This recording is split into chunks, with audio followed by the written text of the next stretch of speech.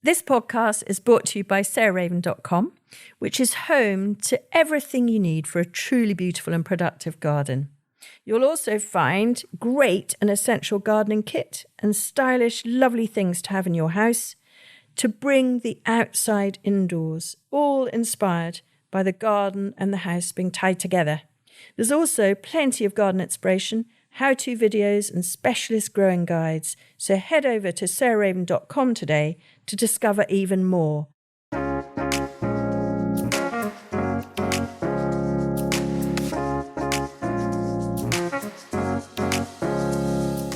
Welcome to Grow, Cook, Eat, Arrange, the podcast of me, Sarah Raven, most of the time with various guests. But today I'm on my own because I want us to all cast ourselves forward to the month of February. So I know now we're on the cusp of September into October. And the thing is, the garden has been really chocker, I hope, for you. Old smug pants here, it has certainly for me. And so for the last 6 months or so, I've been surrounded by colour and abundance. But we are about to enter a moment in the year where that is no longer the case. And it's a funny thing, but the older I get, the more I find the winter months quite a challenge, because as soon as spring arrives, I walk out and there's something that whatever's going on in the world, whether my own personal mini world or whether in the global world, there is something to lift the spirits, hopefully, in minute detail in the garden, or a sweeping, lovely, beautiful tree coming into leaf, or some blossom, or some tulips or bulbs or whatever. And for me, that immediately sort of snaps me out of any tricky thoughts. So now is the time to bring that forward as close as it can possibly be. So rather than as we go into October and it gets colder and wetter, and then November more so, growth curves fall off completely, the garden becomes rather grey and brown. That is a fact. I mean, there are things you can do about that to prolong the season with things like nerines, etc. But the thing that I've become really increasingly obsessed with is starting spring as early as I possibly can in the garden here. And I really encourage you to do that too if you struggle a bit with the winter and the lack of colour in your garden. And so then in your house, of course, because you can bring things in. And so this podcast episode is really about that and about the things that I've found really helpful to bring spring closer. And number one, so there are a sort of a couple of exercises basically, as well as knowing some plants, which I'll come on to. But the first exercise that I try and do in February, so you can't do that now, but is I start literally, I was actually born right at the beginning of February.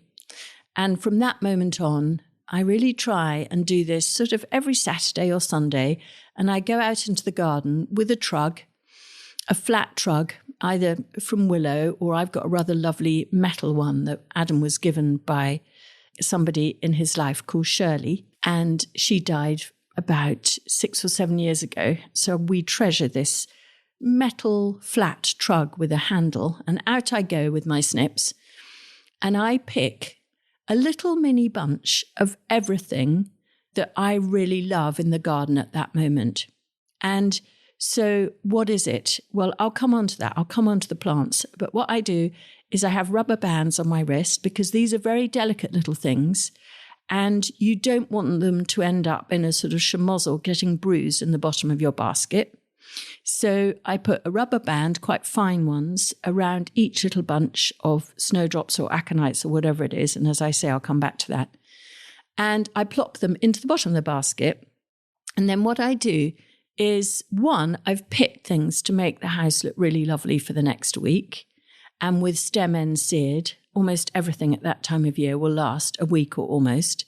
But also I take a photograph of it on my phone. And then that reminds me that in September and early October, i.e. now, the same year, I'm going to look at that photo And I'm going to think, right, what did I really enjoy in the first week of February? And what am I going to add more to and build the building blocks of a more cheerful February? And it is honestly now that cusp is happening and that possibility is happening. And that's exactly what I'm doing. So I will do that once a week. So I'll do it in the first week of February, the second week of February, the third week of February, the fourth week of February. And as you know, February's a short month. So then we get through to March. And by March, hopefully, there are narcissus, daffodils, da-da-da-da-da. So it all starts to kick off in a proper way. But without planning, honestly, February doesn't tend to. And that's the thing. By really concentrating on those weeks and what can flower then, it makes a really massive difference to my uplift in my house and in my garden for that second month of the year. There's one other tip that I would give you, which again isn't relevant particularly to now, although as we go into winter it becomes more relevant, is celebrate the miniature, celebrate the small. And in terms of having flowers in the house, how I do that is two ways. And I really, really recommend that you think about doing this. So you don't need a sock and grape vase of flowers as you go into the winter. Something really small and delicate on your kitchen table or where you eat or in your sitting room or on your desk. Again, it somehow gets the blood pumping. It does for me anyway, because you've got this intimate relationship with this incredibly beautiful thing. And you don't even need 10 of it. One of it is often just about, it really is enough. And that's the lovely thing. So you celebrate the mini. And how I do that is I have lots of very delicate little bottles, little single stem bottles, old scent bottles, old olive oil bottles for slightly taller things. But I've got a collection that go to the back of the vase cupboard once it reaches spring and summer abundance. But then I get them out or, wherever you keep them at the back of your glass shelf or whatever. And either I just have one or two on my desk or on a table, or sometimes if I've got people coming round, I might get a tray, and I've got a lovely pewter tray that Adam gave me for my birthday about 10 or 15 years ago. And I collect lots of these mini bottles and put them so it makes a table centre. It really collects things together in a more dramatic way. And so either sort of little or a bit more abundant, you can make something really wonderful from delicate flowers. And so for now, in October, I've actually been out and I'm picking some early flowering or late flowering, depending on how you look at it, pansies. And they're looking really lovely. And we did a late sowing of Linearia, the toadflax family, and they often flower long and late. So I'm going to pick those. And then you can get really beautiful seed heads and go and put a seed head of, for instance, a crocosmia, or perhaps you've still got, I really love the Japanese anemones. So a few of those, either seed heads or actually the flowers. And just having them short and intimate, sort of right under your nose, is a lovely thing. And it's a lovely thing in February as well. And the second way I really love to arrange as we go into the autumn, winter months is I make grids. And I just want to talk this through really clearly so that you can all make them, 1, 2, 3, however many. And the point is, again, as we go into the less abundant months, I actually use a cereal bowl as a vase for my more delicate things. But also I have an old glass, what I call my hellebore bowl. And it's literally just a glass bowl, really quite low to the table. It's, I don't know, maybe 2 to 3 inches high. So, a few centimetres.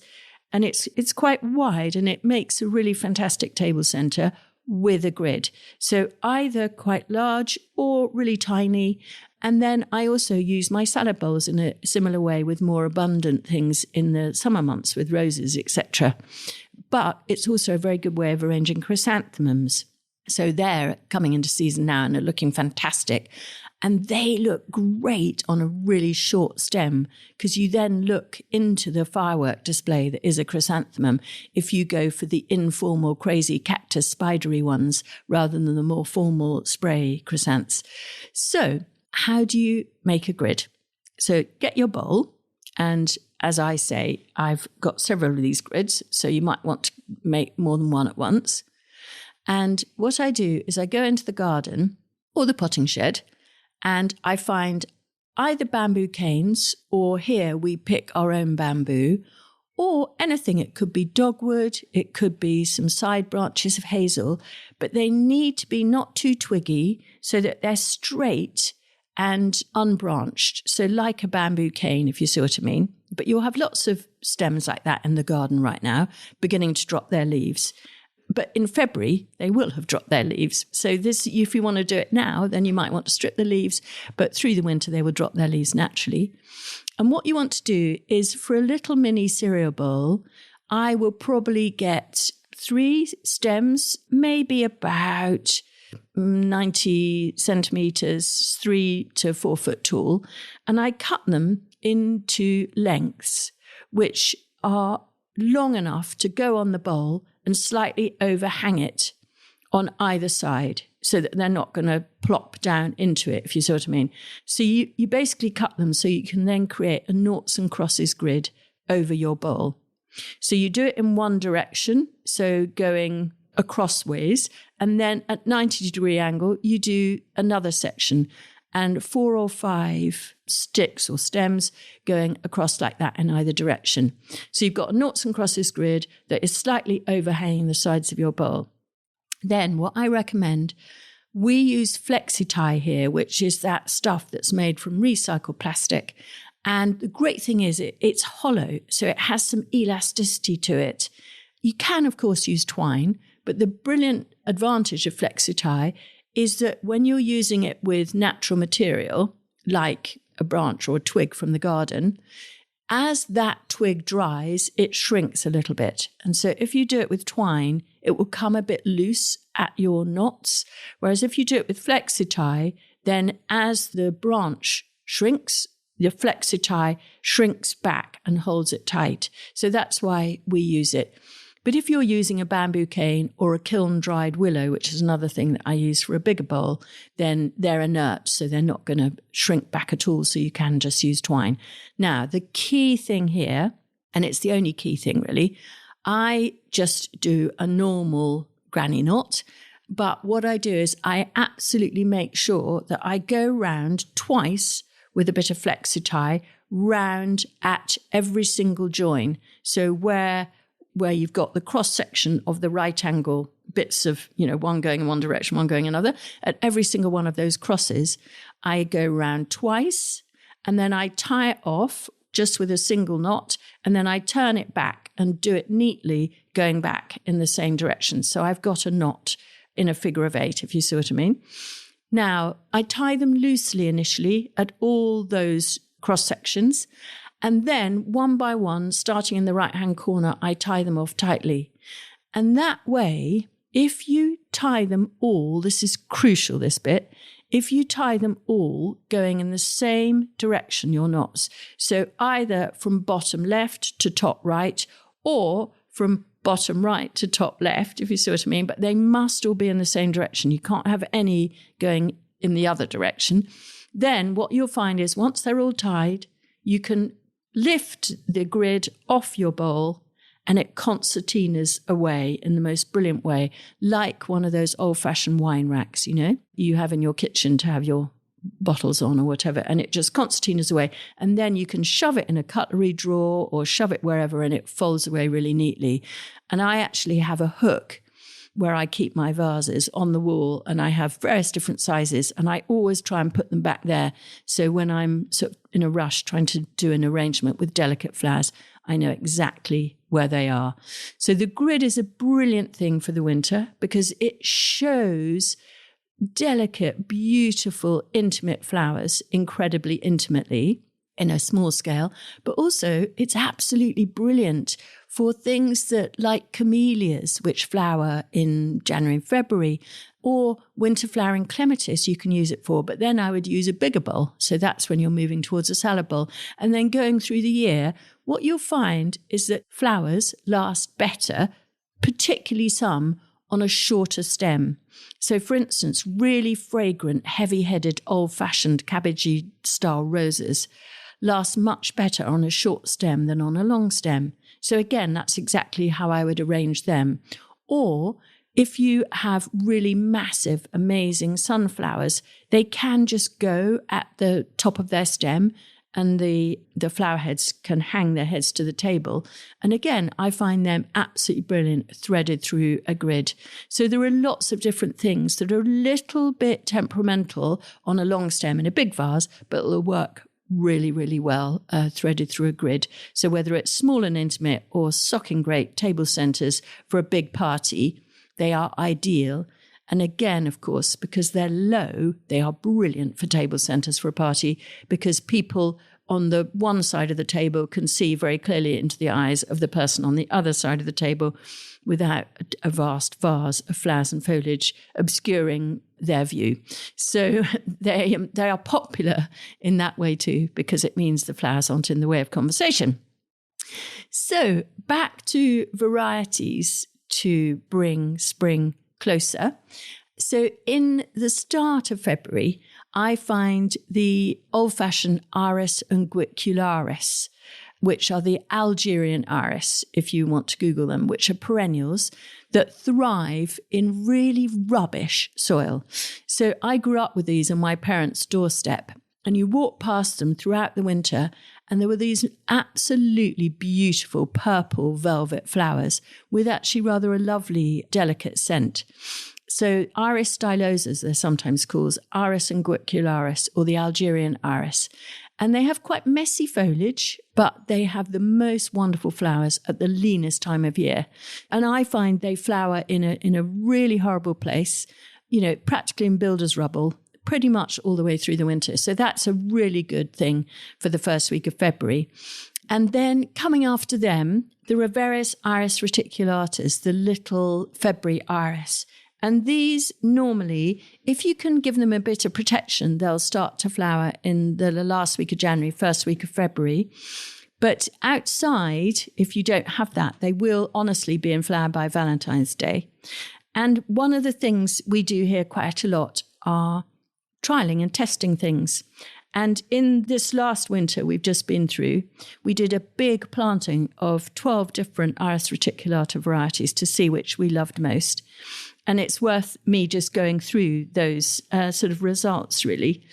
And isn't it funny how fashion's changed can influence even quite entrenched beliefs on what's beautiful? Because I've always been slightly wary of the more muted coloured Iris reticulatas. But my favourite this February was Catherine's Gold. And Catherine's Gold is the most pale, beautiful ivory, just with a touch of primrose through it, in the falls. So the petals that come out in an iris, it's got a three-pointed botany, physiology. And then you have the crown of the ones coming up towards you within that. And those are the palest, most delicate mauve. And planting those in the next couple of weeks into a pot or into the garden or into your greenhouse or whatever will guarantee to give you these most lovely, lovely things to pick in February. And there are lots of other ones. We had really great success with another one called Aida, which is the most beautiful sort of pale mauvey bluey colour. And then down to the really rich dark ones like Pauline, which is, they look like a Japanese painting. They're so delicate. And honestly, they do get rather lost in the garden. But in a pot, or even better, inside in a vase, you can really see how incredibly delicate and beautiful they are. And we have another one called Angela, which is, again, pale mauve with absolutely vivid orange stripe down the centre of the lower petals. But each and every one of these Iris reticulatas, I couldn't more passionately recommend. And what I did this year is try various ways of making them last as long as possible once I've picked them. And what I found is if I actually dug up or lifted the bulb from its pot or the garden and brought that in and put it in, for instance, an egg cup, it actually lasted just as long inside as it did out in the garden. And then what I did, once they'd flowered and the leaves had died back and had photosynthesized, I then stored those bulbs in a little net bag in the polytunnel, hanging from a beam so that they dried and went into their dormant phase. And I'm going to plant them again now. So I don't need to replenish these Iris reticulatus every year.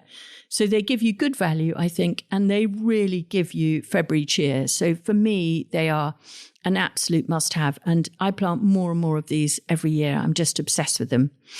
And then, of course, there's snowdrops. And snowdrops are the perfect thing for threading through one of the holes in the grid. So you've got a grid over a mini cereal bowl or whatever, and just a little bunch of snowdrops gathered together with an elastic band when you're picking them. And then you can cut the elastic band once you've threaded them through their section in the grid. And I absolutely love the really large one, which is called Sam Arnott. And it looks like mini white light bulbs lighting up the garden in February. So that's a very good value one.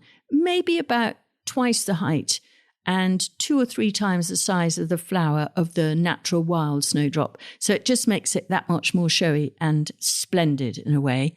And then, of course, the other classic thing for this time of year, for February, but you can plant at this time of year, are the aconites, the aranthis. And any of those, they look like wonderful water lilies. You can just float them straight into water in a bowl, or you can thread them through your grid, just like I've described with the snowdrops, just a few with their leaves into each section in the grid. And they look really fabulous and will last 5-6 days in water. And so then you've got this wonderful bowl of jewels to really enjoy as you sit eating or having your breakfast or whatever, or sitting on your desk.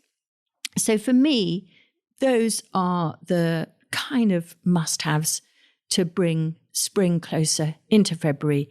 And that is how I arrange them. So it's 3 cheers to the Iris family, but particularly the early flowers, the Iris reticulatus, which need planting now. So I goad you to do it. I'm certainly going to be doing it. Thanks so much for listening to Grow, Cook, Eat, Arrange with me, Sarah Raven. Next week, I'm going to talk about a strange passion of mine, but it's not strange because I'm going to talk about brown tulips, which I think are the most incredibly beautiful tulips of all, whether it's the colour of black tea or the colour of milky coffee. Join me enthusing about any tulip that's brown. See you then.